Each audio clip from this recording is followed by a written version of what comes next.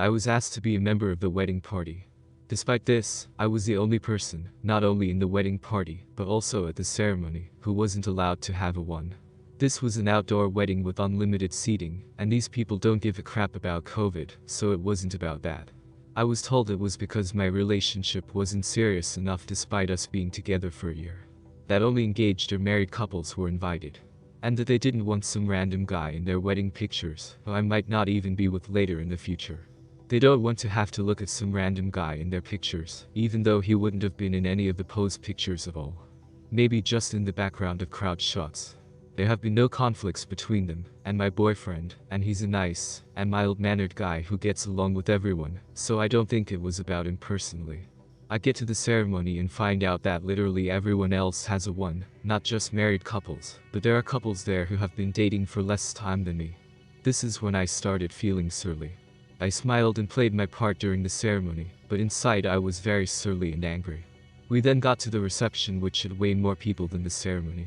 This is where all the more distant friends were invited. And everyone there had a one.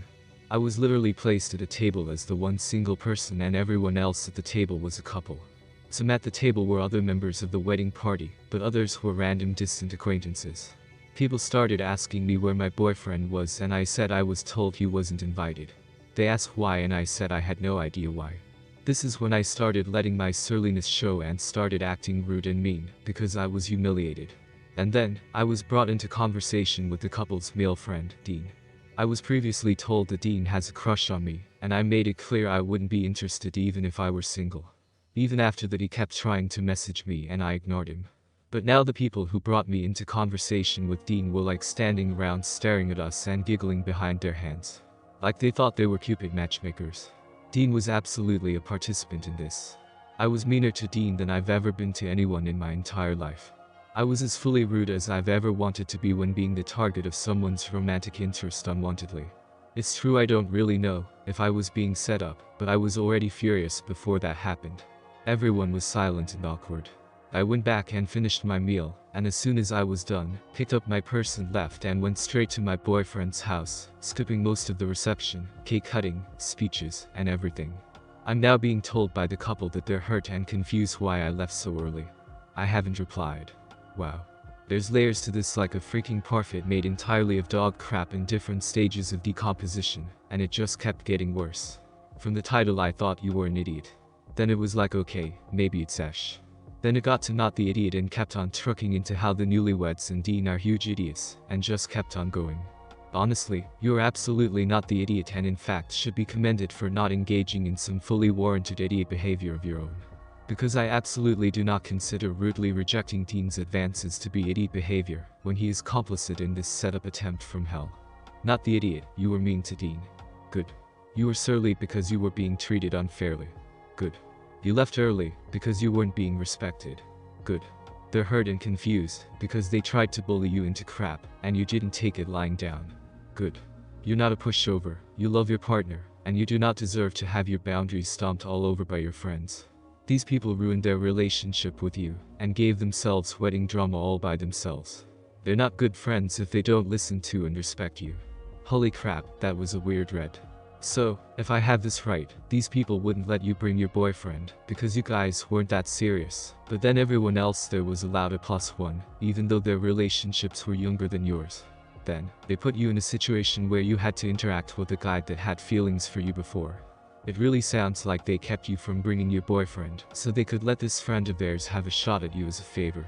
Not the idiot even if they weren't the ones trying to set you up, it's just a weird situation all around, and there was no reason to single you out like that. I, 42 meters, feel one way about this situation, but there are people who I feel may have a biased opinion on the matter saying different, so I wanted to check here for perspective. Technically I am still married to my wife Jessica, 45F, but we are in the middle of a divorce. A divorce that I want while she doesn't and is making it difficult for me. She wants to work things out in marriage counseling, but to be honest, she has completely shattered my trust to the point where I would wonder where she is, and what she's doing when she is not standing right in front of me, and that is no way to live. She has resorted to even getting family members involved, mostly her side, but also my mom and the kids, 18F and 15 meters. None of them want me to divorce, and the kids are angry that I'm not even trying while their mom puts on a show. I've tried to tell them my side, but unless I tell them that I've made a mistake, we'll move back in, and not divorce their mom, they don't want to hear it. It's gotten to the point where anytime I try to call or text them, they only want to talk about when I'm coming back home, and that they won't share anything else about their lives with me until I move back in. A couple of months ago, I was recently contacted by a young woman, Brittany, 23F, claiming to be my daughter and wanted to see if I would be willing to do a DNA test. I agreed to the test and she's mine. Obviously, I apologize for not being in Brittany's life, and we've been slowly trying to get to know one another. I told my dad, and he's delighted to have another grandchild, but I was agonizing about how to break the news to my other children given how tense everything is, and thought that the best way to handle this was to tell them in person. I asked the kids if they would meet with me, and they brought their mother, something I specifically requested they not do, and you can guess how well that went.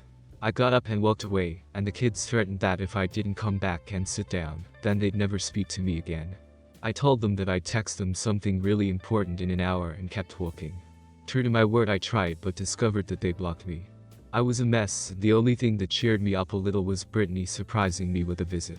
We went walking around the city, and I guess a friend of Jessica's or the kids saw and sent them a picture. I was being blasted on social media, and Brittany was being called so many awful names, especially in regards to her race. In the end, I decided to make a post of my own with pictures and admitting to everyone that she was my long-lost daughter, and my dad and sister backed me up on this. That seemed to shut everyone up, and Karen hit me up upset that I didn't tell. Personally, I didn't feel as if I owed it to her to say anything directly, and wanted my kids to know without her immediate input.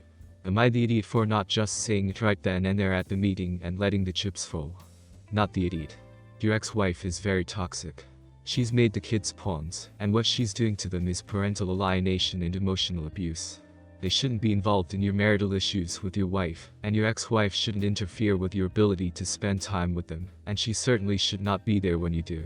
The kids needed to hear about your other daughter from you first. Your ex-wife prevented that, so they found out the way they found out. You need a lawyer. You need boundaries in place to keep your ex from dragging the kids into your conflict. Any judge would chew her out for what she's doing. It's so wrong of her. Tentatively, not the idiot. Without knowing the reason for the divorce, it's hard to understand for certain if you're being unjustifiably an idiot with regards to how you're treating your soon-to-be ex. Especially when you're risking alienating your previous 2 children over it. With a heavy amount of benefit of the doubt, though, it's not the idiot. Accepting that somehow your wife really did mess up this badly to risk alienating children just to spite her, it could be deserved, I suppose. Just aware replacing your 2 children with Brittany, just because she's the easiest of the 3 right now. Not the idiot. It isn't any of your STB ex-wife's business that you had another daughter before you ever knew her, and you didn't find out about the daughter until after you broke up with the wife. You kids did have a right to know, and you tried to tell them, but had to walk away due to them bringing your STB ex-wife. Then people see you and your newly found daughter together, and family jumps to the conclusion that you are seeing someone. Frankly, your family sounds unhinged. They use threats to try and get you to reconcile with a wife you can't trust. They won't talk to you unless you reconcile. You have done nothing wrong. For backstory, I'm 17 and my brother, I'll call him Ethan, not his real name, is 10. Ever since COVID hit, he's been super annoying and always wanting to spend time with me. I can understand this to a certain degree, as not being able to see his friends as much has made him turn to me more for friendship. But we don't like any of the same things, so it's really hard to relate to him or want to spend time with him. I'm into reading philosophy and listening to classic rock.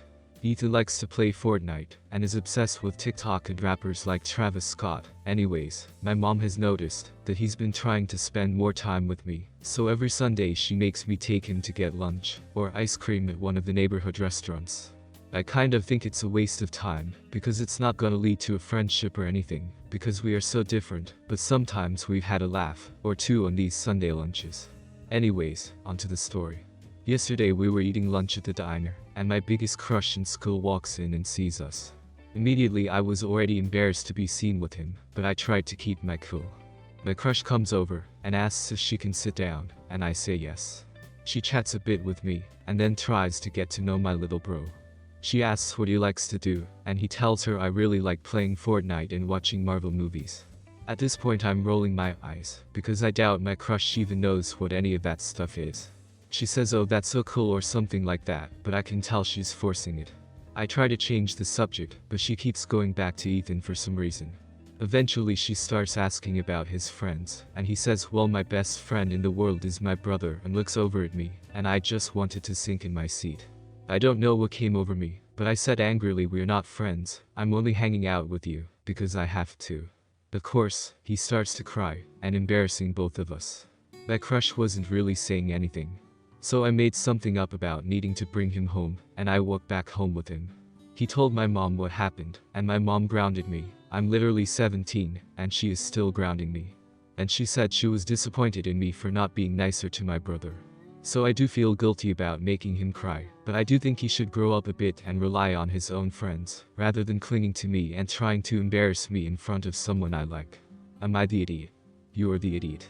I'm heartbroken for your little brother. I'm really hoping you're trolling because you are so callous.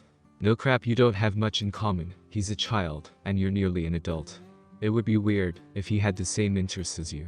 The things he likes are perfectly appropriate and not at all embarrassing. I'm betting your grand display of deity destroyed any chances with your crush. She truly dodged a bullet. Your brother is probably going to remember this for the rest of his life, so congratulations, you effectively got yourself out of being his friend. Idiot. You are the idiot. You made a 10-year-old cry. That always makes you an idiot. Also, it doesn't sound like your crush was embarrassed. It sounds like she was being kind to him, and you made yourself look like a jerk. I know that at 17 you're going to be embarrassed by everything, especially your family. We've all been there, it's a normal part of being a teenager. But your brother is not some girl you happen to like right now. He's your brother, and he's going to be in your life forever. I personally think it's so adorable he thinks of you as his best friend, he admires you. Find a way to bond with your brother that you can enjoy. You are the idiot, so sad you missed an opportunity to be a good guy. Your little brother didn't embarrass you, you did by rejecting him in front of your crush. That might come as a surprise to you, but a 17-year-old that takes care of his little bro is pretty awesome. The fact your crush walked over, sat with you, and talked to him tends to show that she was actually pretty impressed and pleased that you were a good guy taking care of his little bro. But then you had to ruin it and say, "We're not friends, I'm only hanging out with you because I have to." At least you have shown her your true colors and she can move on. I, 24M, don't have much of a relationship with my brother, 25 meters. Anyways, we hardly talk, because he takes things too far with his pranks. One in particular my fiancé Ally was really hurt over. We all went to the same high school. We had a few classes together all 4 years. In our junior year my brother, and some other people heard Ally had a huge crush on me. So what did he do? He got her number and started texting her pretending to be me. But he was able to keep her from making the connection by telling her we can't be a couple in real life, because my parents are super strict, and my brother would tell on us if he saw us at school. So the relationship was only over text for 3 months. It all came to a head because she wanted to know if we could stop hiding being a couple, and he told her yeah. He had her approach me during lunch, and obviously I was confused as hell. Him and his stupid friends were recording from another table laughing. The two of us found out what was going on. One of her friends thought I was in on it, and called me names because she found Ally crying in the bathroom after. I felt so bad, guys. That video circulated around so lots of people at school laughed about it. And it was just really humiliating for her. I apologized to her for what happened and swore it was all my brother. Our senior year we only had one class together, but I tried talking to her more. Then coincidentally in our first year at community college, we ended up in the same math class. We became study buddies and that's where I caught feelings for her. We started going out. Now after 5 years together I asked her to marry me. One thing we decided is for sure neither of us want him at our wedding. I know we ended up together, but it was still something deeply hurtful to her, because she was still made fun of about it even in our last year of high school.